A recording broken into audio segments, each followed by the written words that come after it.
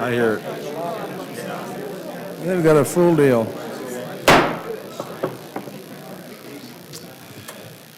Committee will come to order. We welcome the House over to this side. We welcome those who have come today to make presentations to us, and those who have come both to listen and to give your written testimony. Senators and legislators, there are copies of testimonies of people who won't be here, who aren't here today. And so they sent their testimonies ahead, and so that's in your folders and there with your information.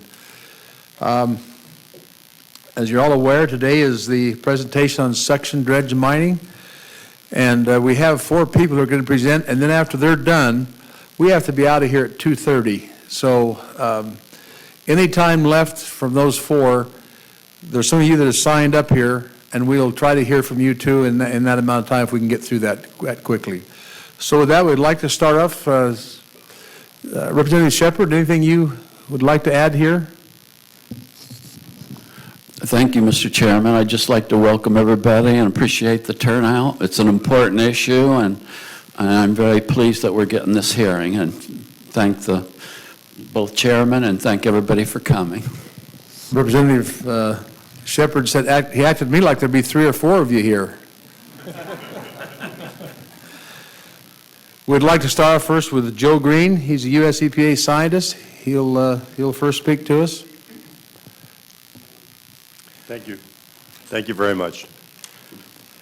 Chairman Pierce and Chairman Denny and all the members of the committee, I thank you very much for being here today so that we can share this important information with you. As the Senator said, I am a retired research biologist from the United States Environmental Protection Agency.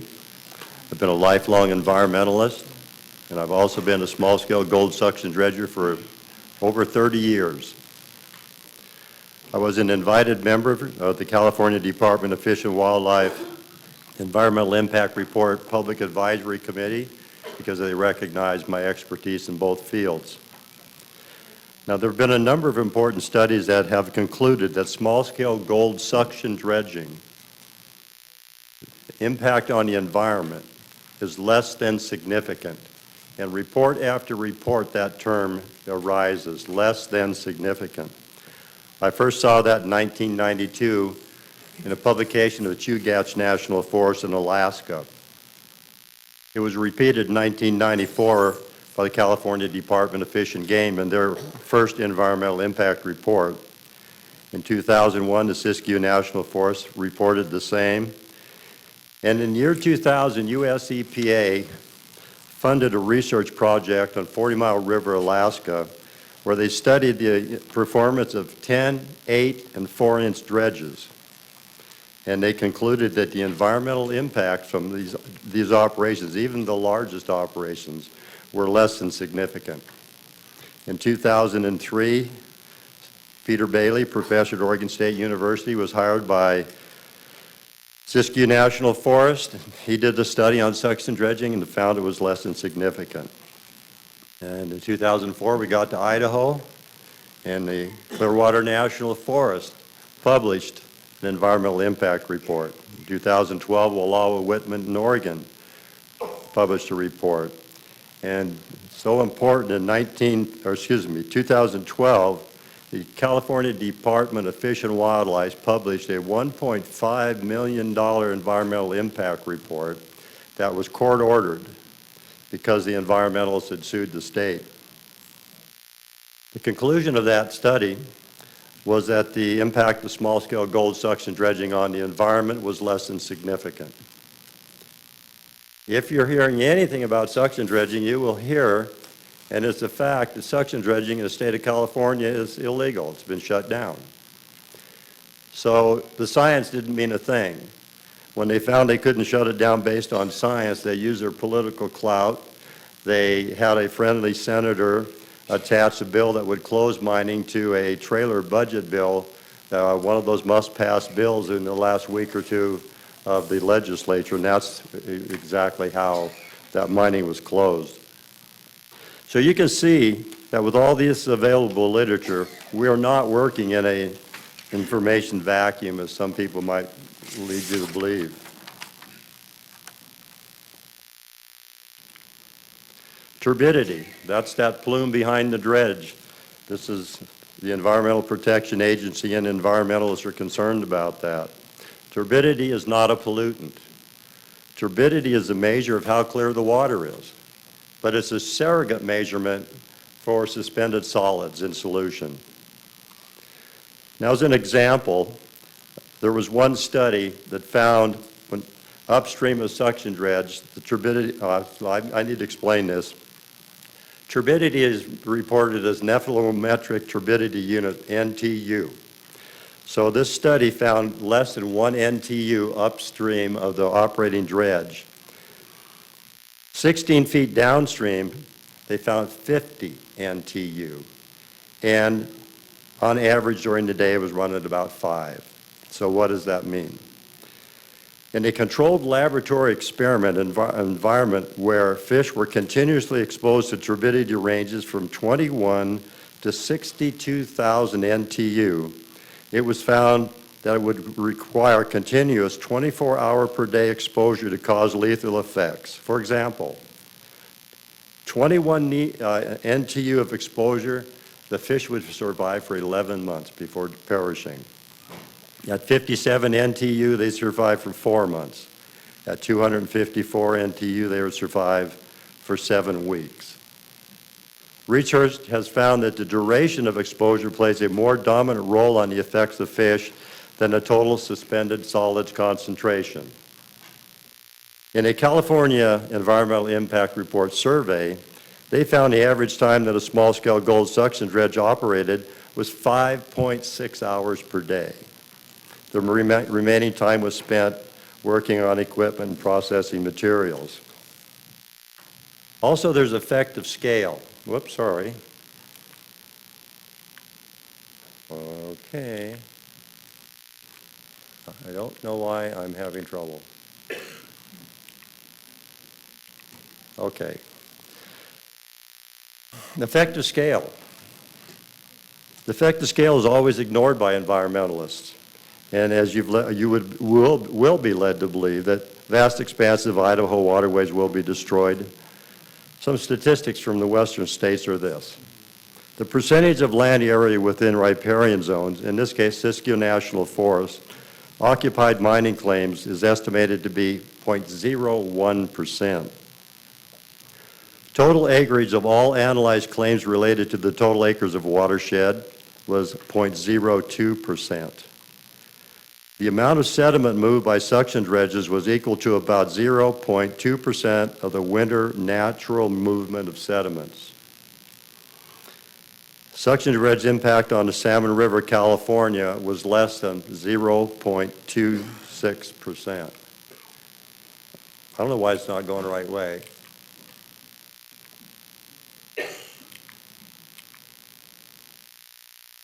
Is there another one?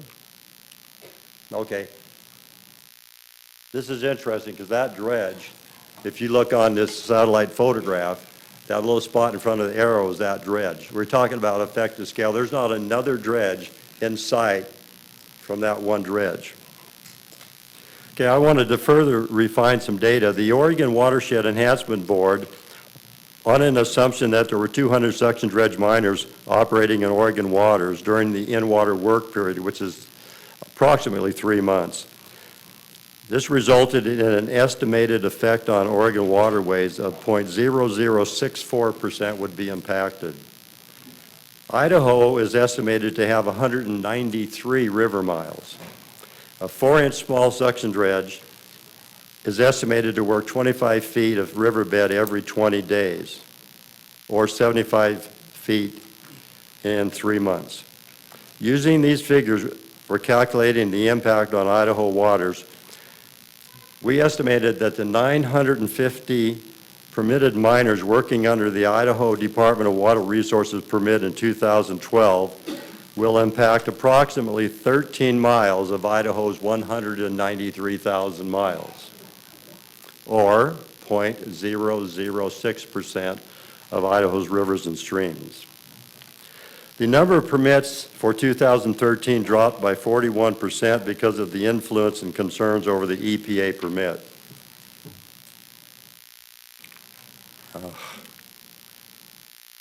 I don't know why I'm going in circles. There we go. Beneficial effects. Small-scale gold suction dredging improves water quality by removing massive amounts of garbage. What you're seeing in this one photograph was removed from one claim in 1 year from the American River in California. That is not mining waste. Golf balls, oars, you really can't see, just loaded with sunglasses and those little visors that go around your head, but they don't. So this is one thing that miners do.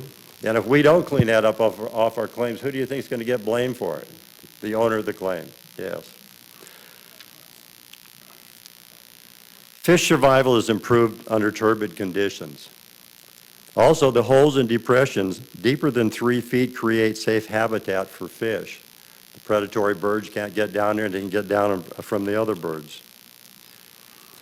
Dredging breaks up compacted stream beds, and dredge tailings may be composed of a portion of the suitable spawning gravels each year. Dredge tailings protect established redge by offering additional spawning substrate.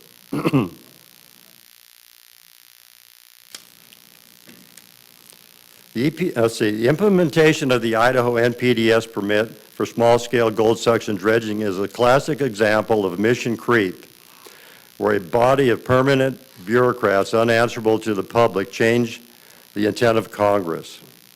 The U.S. has been harmed by the many laws whose justification is based on a totally unscientific hoax. At this point, control of the nation's water quality should be returned in full to the states.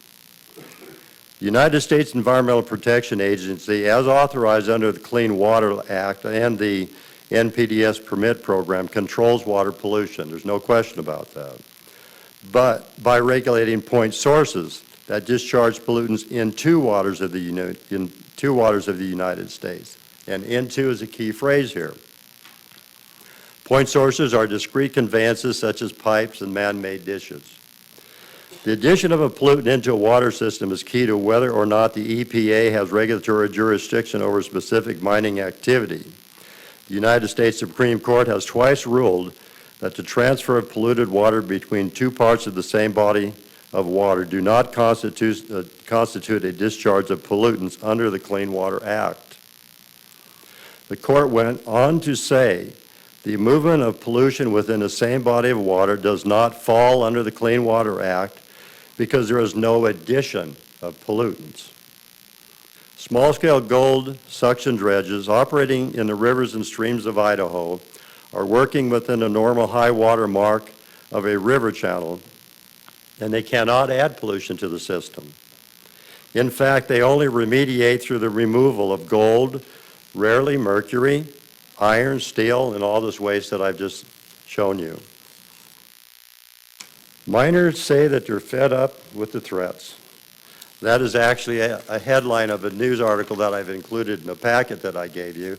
I'm not going to waste a lot of time on that, because I want to state here that John Cross received a letter from the Environmental Protection Agency threatening the small-scale suction dredger with a minimum fine of $37,500.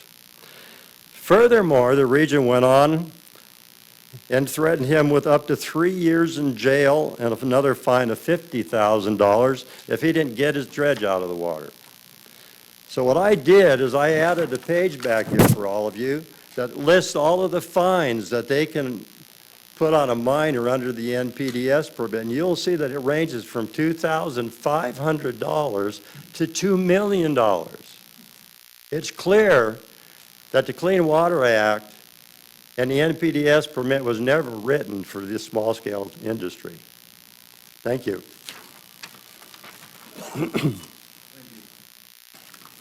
Thank you, Mr. Green. Appreciate it.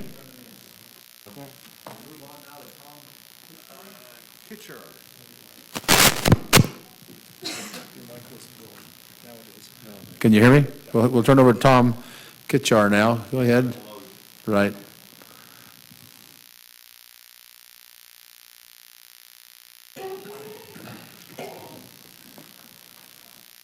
State your name and who you represent, and welcome to the committee. Thank you. My name is Tom Kitcher. I'm president of the Waldo Mining District based out of southwestern Oregon. We were established in 1852, 7 years before Oregon became a state. At that time, we were the only government in southern Oregon, and I like to tell people at that time, we could hang people. I want to thank the chairman, Pierce, and Denny, and the members of the committee. We in Oregon have been fighting with the EPA through our Department of Environmental Quality since 2005. We have been actively seeking to get rid of the NPDES portion of our permit in court for 8 years now. We are still in the middle of that process. I've learned a lot. I want to talk to you today a little bit about what I have found out about the Clean Water Act and what it was supposed to do and the way it's been misinterpreted to suction dredge mining in particular. Let's see if I can get the button to work here for me. Is this the one we were using? Down. Okay, the Clean Water Act generally requires a permit for any discharge or addition of a pollutant into waters of the United States. The important word here, actually there's three of them, is addition, pollutant, and waters of the United States.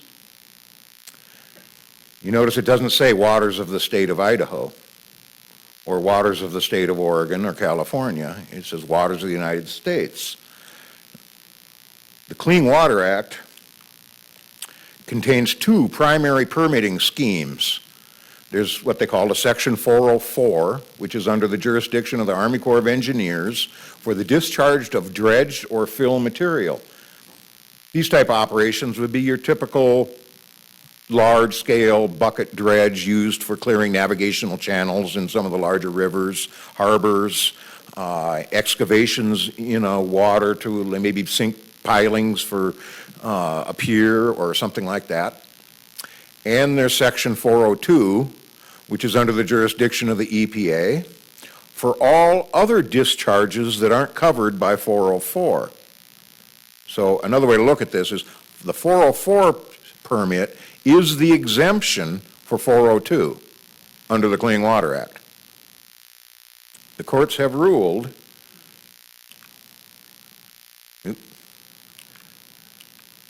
that each of these permit schemes are mutually exclusive of the other.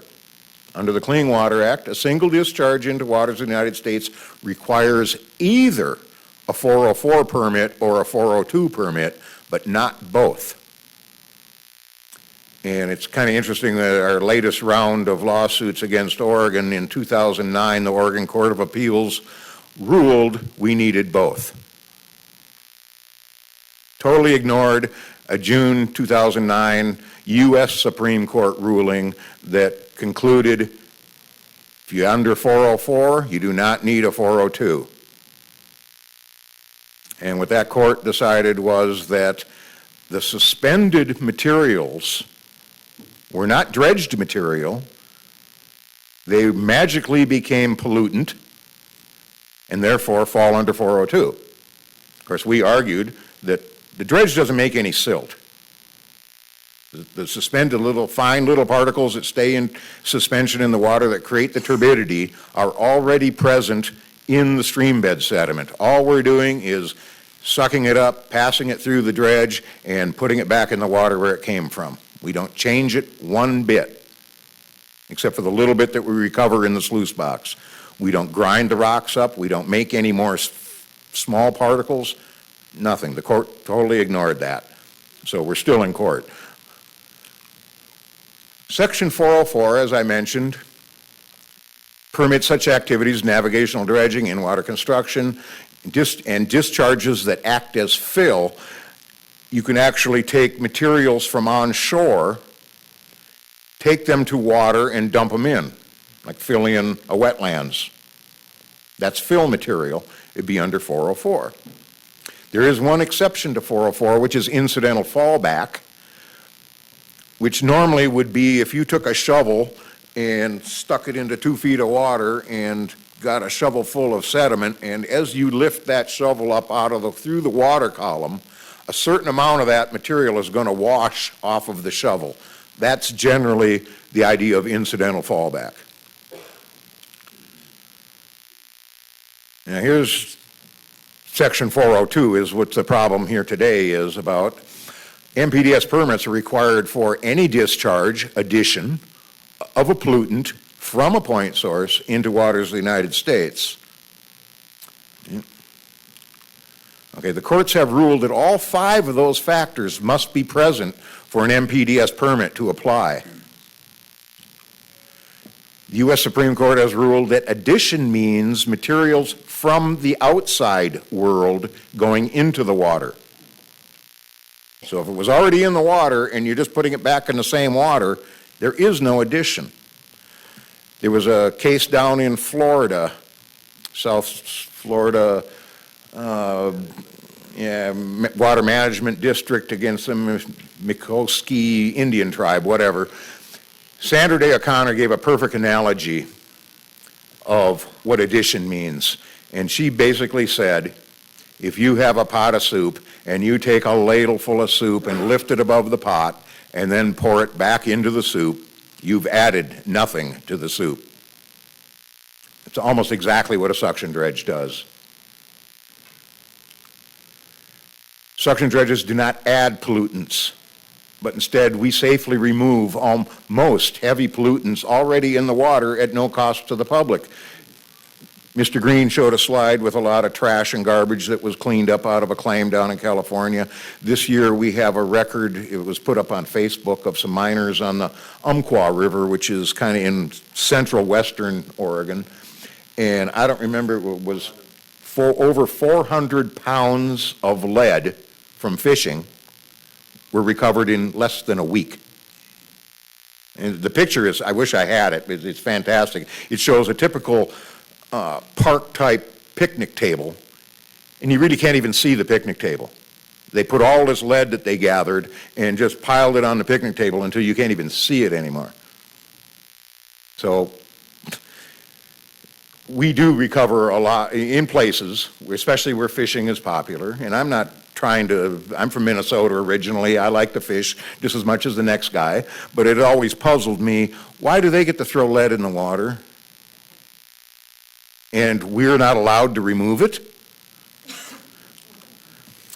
Section 402 only applies to waters of the United States, which are defined by the EPA as the navigable waters at the time of statehood. I mentioned this more in my written testimony that I believe you've all got a copy of in more detail. I did not go heavily into this issue of navigable waters, but as the legislature of the state of Idaho, you may want to. The reason I didn't go into it is because there are multiple court decisions that the whole issue is highly confusing. The federal government is pretending as though all waters in the states, not just Idaho, belong to them. So I asked the question, are all waters in Idaho waters of the United States, or are they waters of the state of Idaho?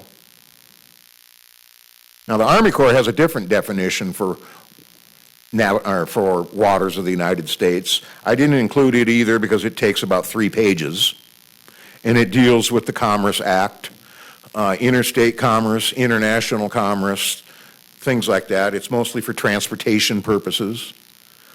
Many of the smaller streams that we mine in, nobody's floating. The dredge won't even float until you move rocks out of the way. The water isn't deep enough. There is no transport. These aren't navigable by any, normal meaning of the word. Then we have the congressional intent of the Clean Water Act. This came from, I believe, 1977. Senator Muskie at the time might have been, at least he was heavily involved with it, and the quote from him is, "The bill tries to free from the threat of regulation those kinds of man-made activities which are sufficiently de minimis as to merit general attention at the state and local level and little or no attention at the national level."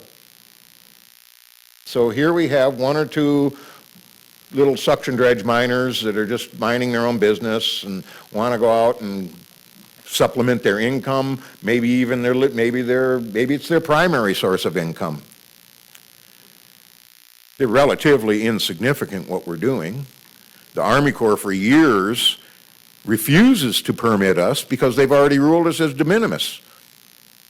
They say a 4-inch dredge and smaller is totally de minimis and does not need permitting by them, just because it's a waste of everybody's time.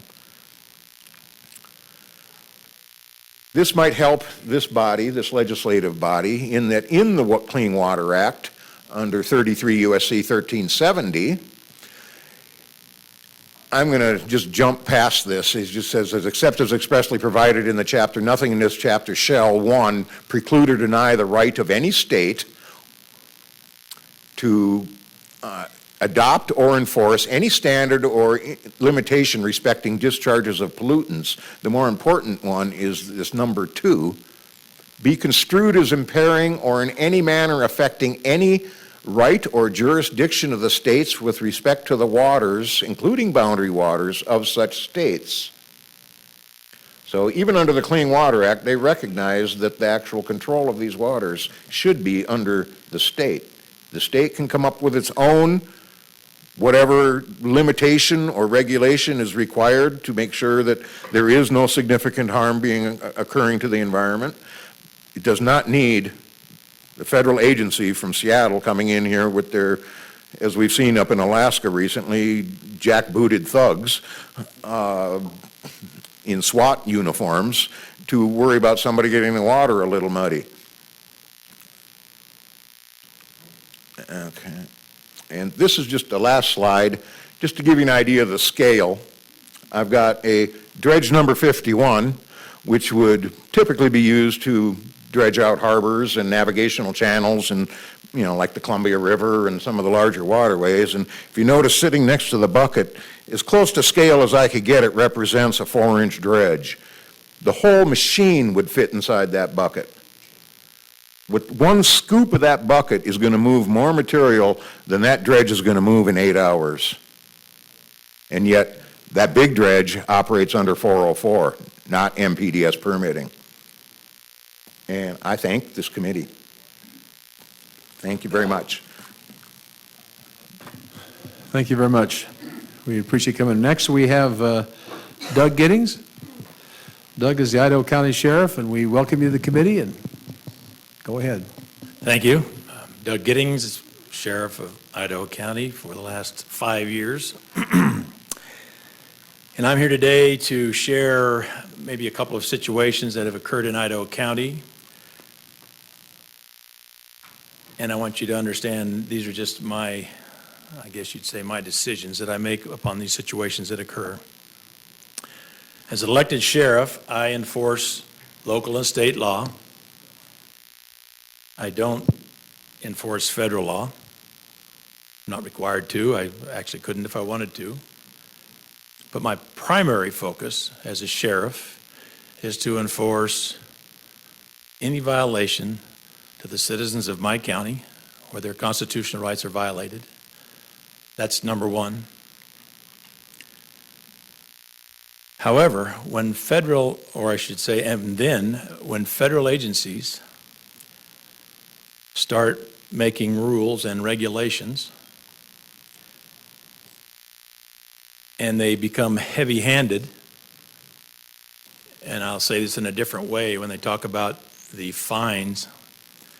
If you had a traffic violation and we charge you $10,000, that would be really heavy-handed. When you put garbage in the wrong dumpster and a federal officer writes you a ticket, it's $500 unless you plead not guilty. Then it can be 1 year in federal prison or $10,000. So which do you think you do? Some of the rules just seem arbitrary, and they, in my opinion, the way I was brought up and tend to believe, is they're just arbitrary. There's some man making that rule. The way I was raised is we have elected officials. They elect me, we elect you, you make the rules. We hire people that are answerable to the people. That's the way it's supposed to work.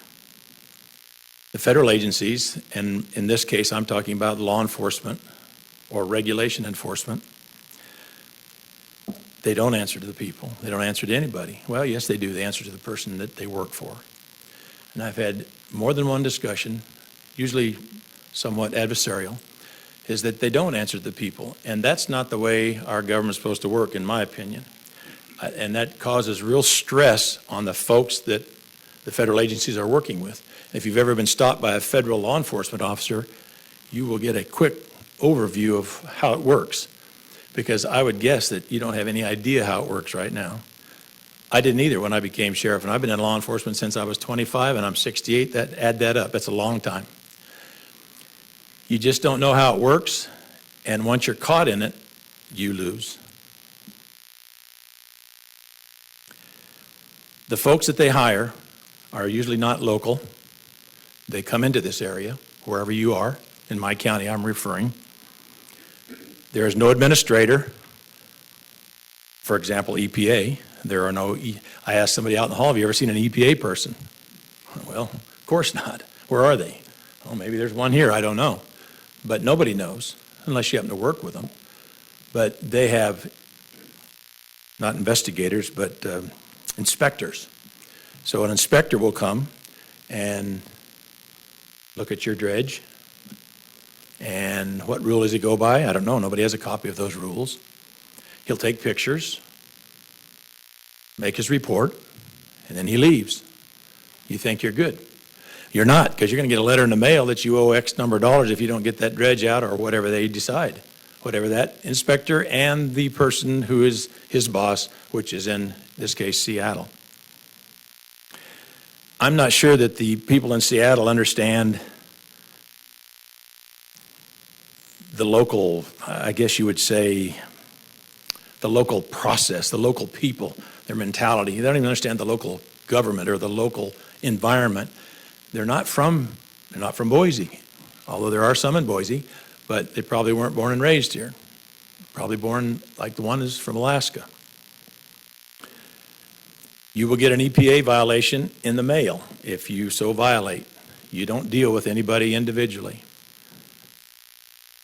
As the sheriff, I stand as the gap between the people that I represent and was elected to represent and the person who is putting the hammer on you or on the individual who was not elected. He doesn't really care what you have to say unless he just personally cares, because he doesn't answer to you. He answers to his boss, who answers to his boss, who answers to his boss, none of which are elected officials. There's nobody local to listen to. You may have one if you switch agencies, you go over to BLM or something, then they will have a local person there, but they also don't answer to the people. They answer to their boss.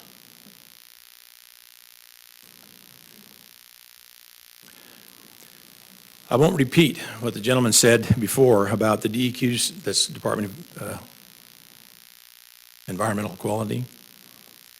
They've done studies. There's been numerous studies done. The EPA blames the U.S. fisheries for the rules that the EPA requires to fill the permit to dredge. I don't know who makes these rules. They weren't that way 10 years ago. Supposedly they used the Clean Water Act from 40 years ago. I don't know who makes these rules, but I don't think you do, and I don't think our senators and congressmen, I don't think they do either. I don't think any elected official, because apparently the EPA has the permission to make rules, so they hire somebody who's all-knowing, and he makes the rules to make sure that these people are all safe and that their rivers are clear and the birds are safe and the endangered species all live quietly, peacefully in the river. But that's not true in my opinion. I don't think that they use good, I guess you'd say, analogies or good information, because it's kind of like having two psychiatrists in court. One says the guy, he's crazy, I've tested him, and the other, hired by the opposing team, says he's not crazy, he's just fine. So science can go either direction, depends on which side you're on, whether you like it or not. They claim the danger to the river by these dredges. And I say, and I'm not a scientist, and I don't know the dredging rules and environmental rules and all that, but I tell you there's one fire or one blowout, which we have, I would say, at least 1, 2, 3, 4 every year. those will do more damage to the Salmon River or the Clearwater River or any other river than all the dredgers that you could dream up, and it's just, there's no comparison. If you've been on a fire and you see what happens after a fire, if you've seen a blowout, if you have ever been up toward our direction, Idaho County, and you see the river and all of a sudden it's just brown, you can't see it at all. It's absolutely filthy from a blowout. All the dredges in the world can't make that happen. And you know what? There's still salmon in there, and there's still steelhead, and there's still dredgers, and it's just some bad science they're using to cut the dredgers out, I believe. They claim that it does damage to the fish. It does damage to the bullhead trout. Jet boats do damage too. That's next. Because when a jet boat screams up the river, causes a wave and it kicks up dirt that's on the side, it's actually not in the river. It's just some crazy ways they make rules, and I don't think it's really the rule or the science that does it. I think it's an ideology, and when you have a certain belief, you will make rules to match that belief. One of them I got this last week, one of the reasons they're closing the Salmon River is there's too much mercury in it. The mercury in it is natural, comes out of the ground up the river. There's not too much mercury in it, it's the way it is. In fact, the dredgers take mercury out if they find it. Naturally occurring, can't change that. The feds and their lawmaking and their law enforcing, they have very poor communication with the people of, in my case, Idaho County. In fact, they don't communicate with them because they're not there. They're behind locked doors. Or they're in their trucks driving by, and they don't communicate. They don't say what's going on. They just enforce these rules, and they have a book of rules that you didn't make, I don't make. I don't even know what they are. And that includes not just the EPA. When I ask for information from the EPA, they send me a whole boatload of stuff telling me why they have the authority to come into my county and inspect and fine the dredgers. And so I send them a copy of my book, the ones that you wrote, and tell them what I can do if I catch them in my county.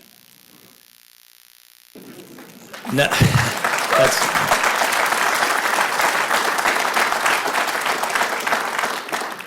I knew I was safe in saying that. I knew it was behind me. And I talked to the trooper in the back just in case.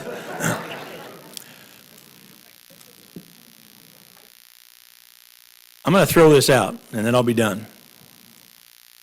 Their rules and regulations are not acceptable to, I would say, the majority of people, especially in Idaho County. You may have some bad ideas about Idaho County, but it's awesome. 8,503 square miles of absolute beauty. Tons and tons of water running everywhere.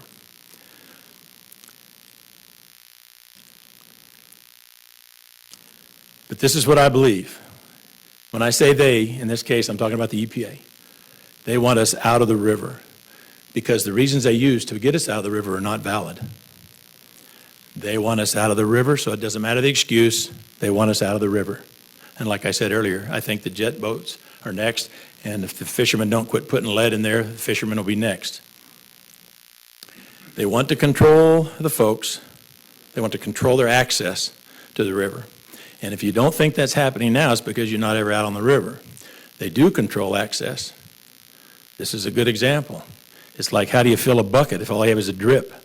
Well, you leave it under the faucet long enough, and that one drip at a time will fill the bucket. And they do one drip at a time in law enforcement, in regulations. They change the regulation on a monthly, yearly, whatever. Regulation's not the same this year as it was last year. They change it. Who changed it? Somebody. It's either a new guy that came in and said, hey, we can change it and keep them out. So I guess their wording to us in a very quiet, simple, hushed way is to stay out of the river. It's also stay out of the forest. I don't know if you've noticed that or not, but the regulations to stay out of the forest, they close roads. Why do they close roads? To keep you safe. Keep the trees safe, keep the animals safe, keep the side of the hill safe. And I look up in the mountains and tell them, you've got to be kidding. That doesn't mean we don't need regulation. We do. We all need regulation. You need regulation at home. You have regulations for your kids, and we have regulations for the people, so we behave. But most people do behave. And I don't like, and I know the folks of Idaho County don't like being treated like ignorant, that they're not going to behave. Sheriff's Department takes care of those that do misbehave. There's an elite few, and I shouldn't say environmentalists because I don't call them elite, but There's a few, and they have a lot of money, and they want to control, as a quote, the ignorant masses. And if you really look at it, there are a lot of people that really don't know what's going on. And why don't they? Because it's tough to know what's going on. I mean, you guys write the Idaho Code, and I guarantee you don't know what's in it. I think I've heard that before. It's tough. And the Forest Service, they have their own book, and I don't even know what's in it. Every time I go to the forest, I know I'm doing something wrong. And if you read the book, you'll find out you are. Like, can you cut wood out of a slash pile? Yes, you can. But you can also get a ticket for it, so it just depends. It's very insulting and demeaning when the federal lawmakers, rule makers, regulation makers make these rules and regulations, and we have to abide by them, and we don't even know what for, given some, I don't know what you would call it. I just say reason. It's given a reason. If you believe it, most people try to believe, we trust. I was raised to trust. Through school, you're raised to trust and believe what you're taught. I guess the problem is there is I went to Cal Poly, and they're teaching something different over at Berkeley. It's kind of becoming not the system that I was raised under. It's not the governing system that I think that our constitutional republic allows us to have. You don't want me making rules for you, because if you do, then I'm going to make the rules from where I stand politically and every other way. And if you don't believe in what I believe in and I make rules against you, you want to have some say. Call the government. I have his number right here. Call the EPA. Who are you going to talk to? You're going to talk to somebody that has no clue what you're talking about, unless it affects them directly.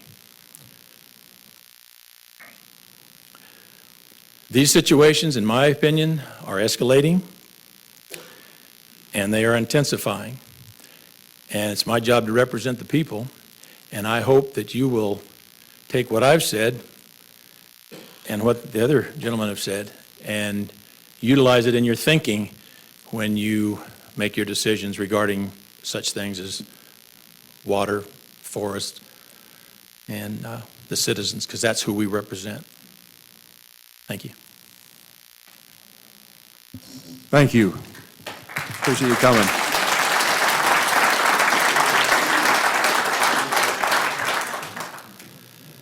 Our last one is, I've written on the program, is Jim Smellick. Not here. Oh, take it back. I didn't see him either. Must be a Till Baptist. just- He was in the back row. He snuck in. Jim, if you can get done in a few minutes, we have 4 other people sign up that would give a couple of minutes each if we get done quick enough, so do what you need to do and I'll do my best. tell us your name and who you represent. Chairman Denny. I represent the people in this room, the citizens of Idaho County. I'd first like to thank the committee for taking time to listen to the good people of this room through us. And I want you to take a good look around this room, because this is Idaho, right here, what you're looking at. These citizens here today, it's not Jonathan Oppenheimer in the Idaho Conservation League. It's not the Wilderness Society. It's not the Nature Conservancy. It's not Rivers United for Idaho. It's not Friends of the Clearwater, who propose radical ideas that are destroying our forest and our way of life in this country. You know, this country, we hear about it, it's founded in the rule of law. I'd like to give you a little different perspective. I don't know if I can really add anything to what was added here, because everybody's done a great job. But I really don't think we were established under the rule of law. We were understanding the rule of the natural law, and I think we've forgotten that. That natural law was placed in our Declaration of Independence and then codified law in the Constitution of the United States to protect the rights of these individuals in this room, the individuals on this committee, and the individual of every American in this country. Today, I think we've forgotten that.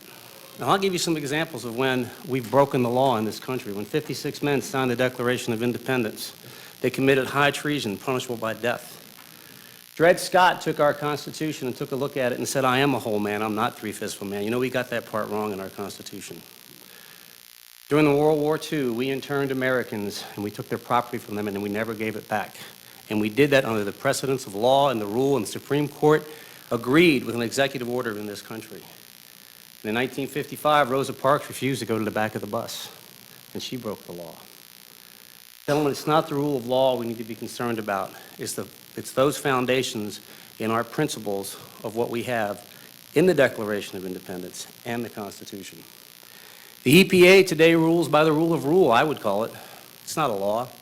They make these things up as they go along, and I believe, Joe, right? Tom said it best. They're jackbooted thugs. They operate through intimidation and fear.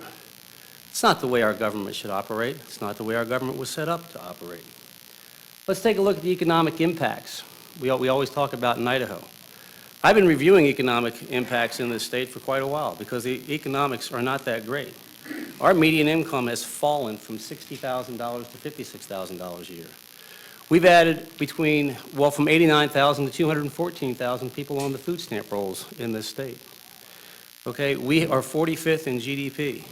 Yet the environmental community, what I call the radical environmental community, because I think you have the real environmental community sitting in this room here, the people who really care, but the radical environmental community tells us about the recreational economy that we're supposed to have. But at every turn, we see that economy destroyed. We're suing in Idaho County over the Clearwater Forest Management Plan because they've kicked the snowmobilers off the forest. Who headed up those lawsuits? Friends of the Clearwater. Snowmobiles don't leave a footprint, guys, just like these dredgers don't leave a footprint in the river. As a matter of fact, I've seen videotape of the dredgers with the fish in behind them, just having a heyday, feeding on what's there. We need to get back to protecting the rights of the people in this room. We all took an oath to defend the Constitution of the United States. I take that oath very seriously, as well as I believe you do. My intention is not to accuse any of you of not taking that oath seriously. I believe you do. But I think sometimes we need to refresh a little bit of our past and take a look at what it is to move forward in the future. I can give you a few little stats real quick about Idaho County, what environmental policies have done to our county when 246,000 acres burned. I believe this committee's heard me say this before, but I believe it's worth repeating. That equated out to 1.23 billion board feet of timber burned to the ground. At $300 a thousand, that was $369 million in the resource lost to our county. That could have, if we would have had the 25% fund, could have provided $92,500,000 to build new schools, fund education, fund our local road districts and our county road department and our county government. And we don't have it anymore. The multiplier in the economy of $369 million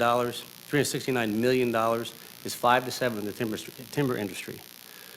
Multiply that by just 3, and that's $1 billion in lost jobs and economic activity. These good people here took off today from their jobs. These people in this room aren't wealthy, they're not rich, but they care. They care more than any environmental organization that I've ever seen. They understand we need to take care and preserve this for the next 100 years.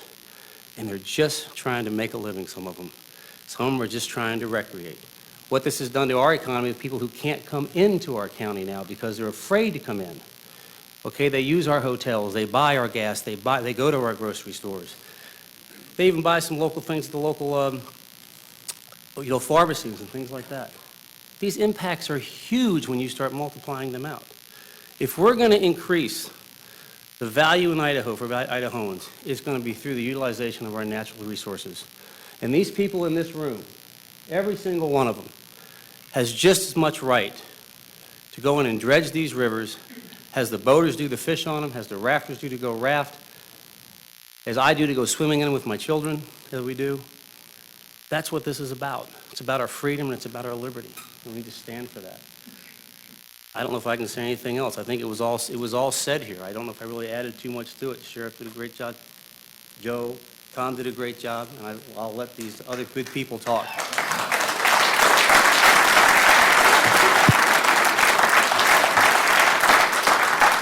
Okay, we have about 10 minutes left. Let me give some names, and if we get through them, we'll even... Committee, anybody have burning questions for those four initially? Must have been one burning question. Okay. Mr. Speaker, or Go Mr. ahead. Chairman.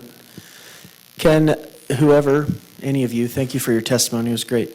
Can you explain why the EPA has not gotten involved in Montana's dredging permit and why they haven't imposed themselves on Montana when they did on Idaho?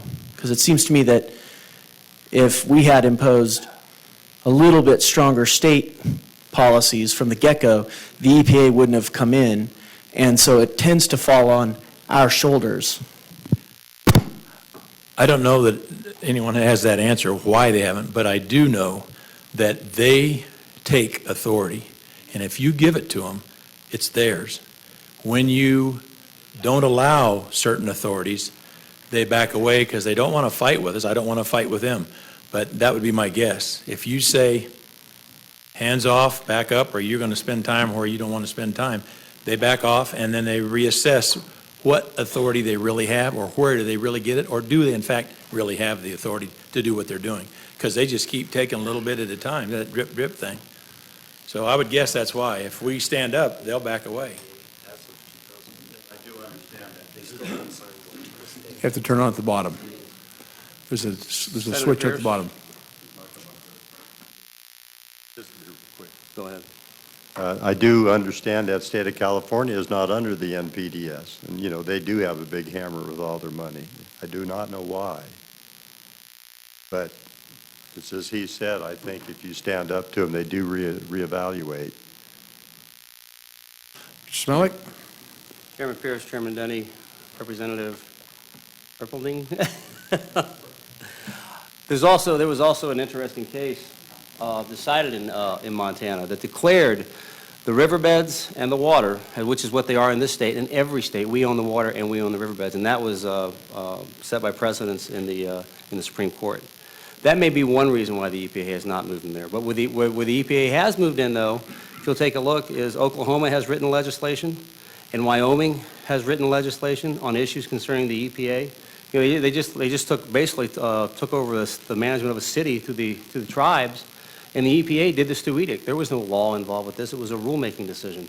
And Wyoming is very, very upset by this, and they've drafted legislation to say you can't do this. I think we need to follow the same thing. That was something else somebody asked me to read here. This committee should seriously look at legislation similar to what's in Wyoming and Oklahoma to take on the EPA. So I hope that helps you with your question. Like I said, in Montana, that's where that case was decided. So maybe that has something to do with the EPA not being so heavy-handed in the state of Montana. Okay, thank you. We have Brad Bristol. Brad, if you'll be short, we'll get one or two more in here before we're out of time. So take the mic and tell us your name and who you represent. Welcome to the committee. My name's Brad Bristol. I represent myself. I'm a small section judge minor. Have a couple of claims in Idaho County. First thing I want to say is that in a meeting that we had with the GPAA, Nampa GPA, and the EPA, I was told by an EPA representative that I was a criminal and had been a criminal since 1972 for dredge mining. And I was minding all the Idaho laws, all the permits, everything. This is what I was told. I have a whole room full of witnesses that were all there and heard it at the same time. The other thing is that we had a miner whose claim has been denied for dredging because of mercury contamination. When he inquired on if he could get a permit to clean his own claim, he was told no, that's not what they do. Also like to point out, I'm a fourth generation Idahoan. My family was here before this was a state. I love this country. I love this state. I love the environment. Miners clean up more garbage on those creeks and rivers than those pictures could possibly show you. Lead, piles of lead, mercury, garbage, by the ton we pull out of there. And nobody ever gives us credit for that. There's no signs up there in the creek, oh, this is cleaned by such and such miner. There's no signs like that, but we do it. That's all I have to say. Thank you. Thank you, Brad. Ron Hancock?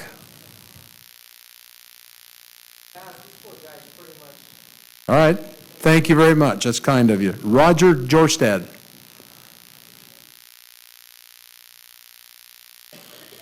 And after Roger will be John Stickley.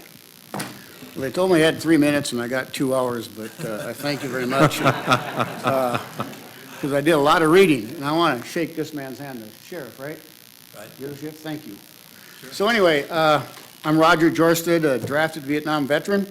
I live in Caldwell, and I own a little tiny dredge. I got $10,000 of junk and stuff, and I got $1,000 worth of gold. I want to answer, I think, I had a different deal, but after listening to this, I think I want to enlighten you a little bit how the EPA is doing this.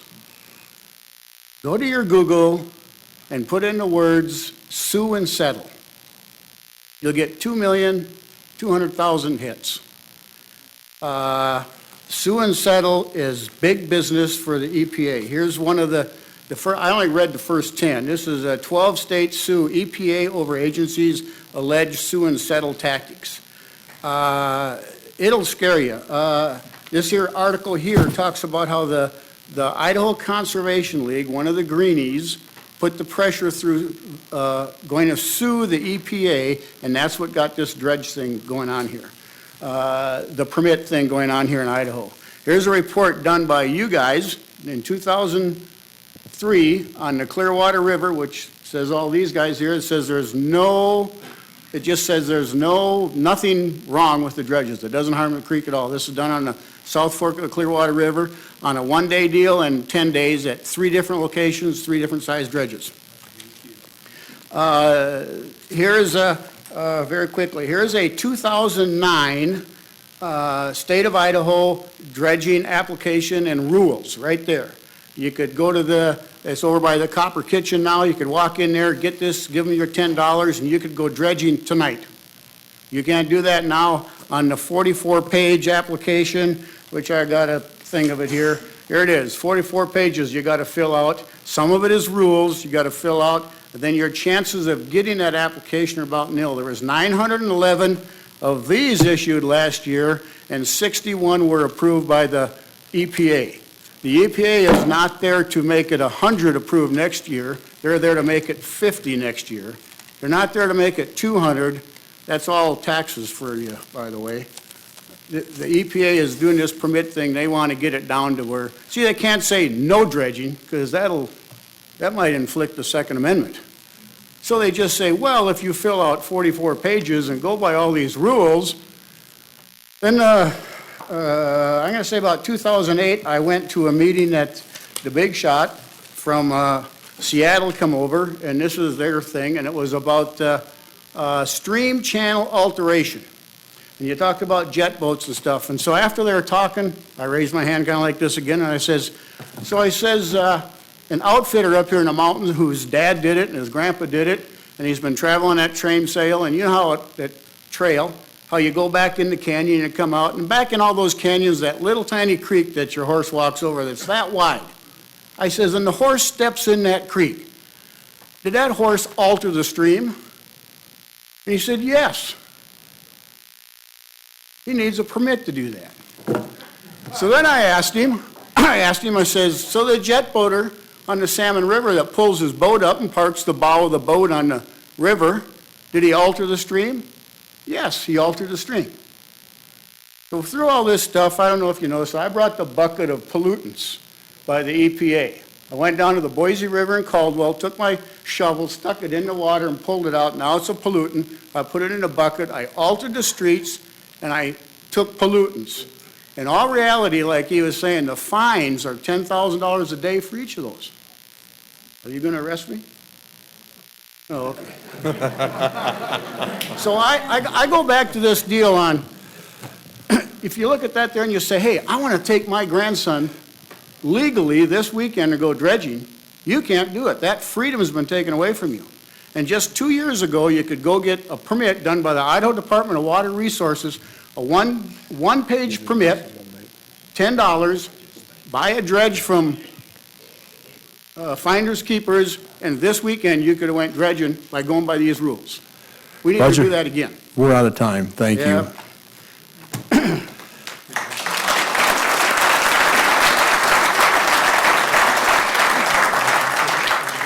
John, you be short? What do I got, 28 seconds? We'll give you a minute. My name is John Stickley, and I represent everybody in this meeting here.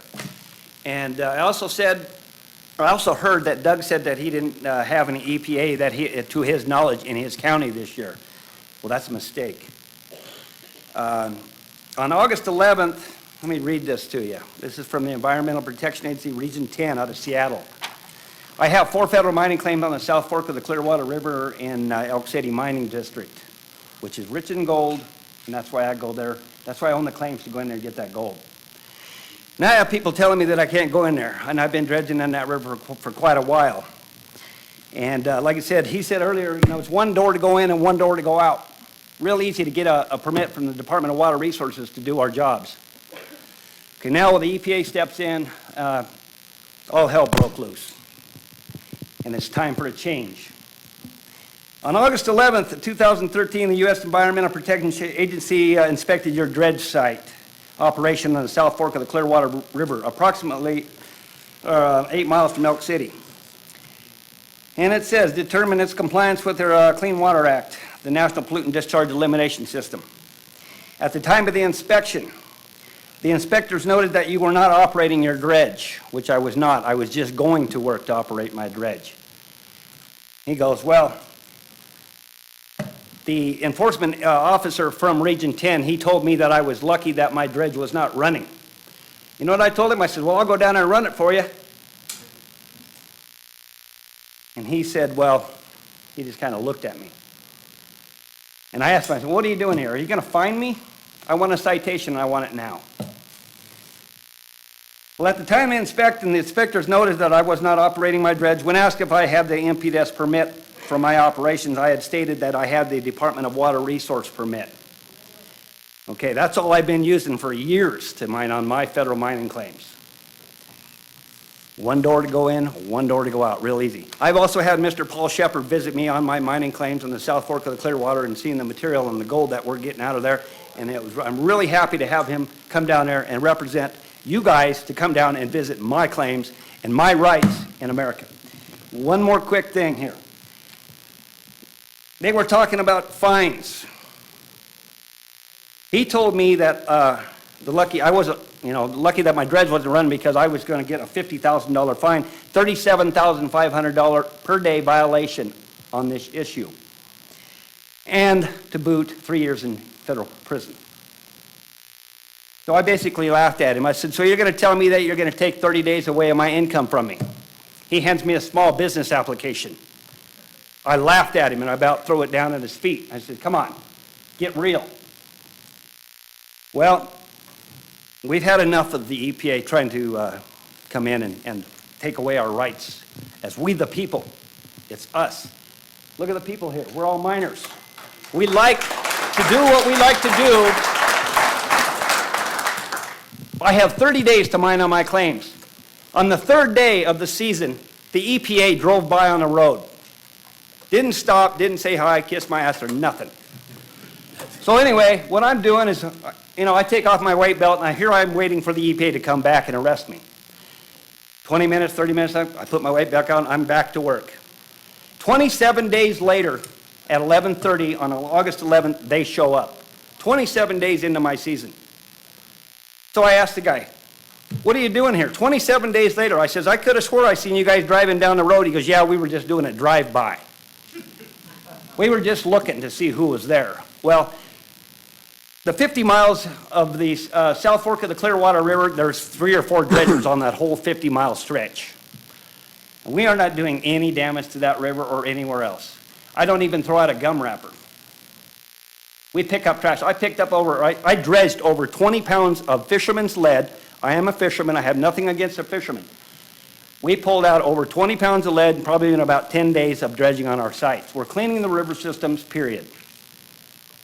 And I also stopped by Mr. Smelick's house on the way to my dredging operation prior to the season. I pulled up in his driveway in my motorhome.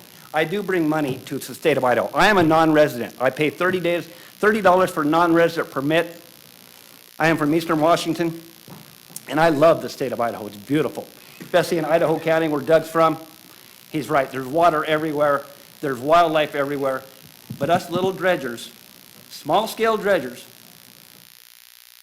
we are criminals in their eyes, and we've had enough of it. So we're going to be here today and stand up for our rights, and hopefully you guys can understand what we're going through and get on our side. Thank you, John. Thank you.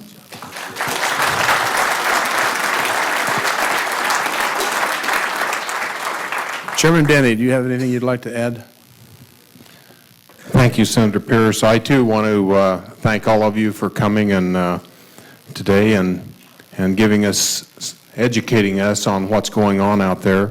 We appreciate that. Any of you who didn't get an opportunity to testify, if you would bring your written testimony forward and set it up here, our secretaries will get that and make sure that everyone has a copy of that in their packets as well. Thank you. Senators, we're going to go in and take care of several printings we have, and so we'll start in about 3 or 4 minutes in our committee. And folks, thank you very much, and we're sorry we didn't have more time today. Thank you.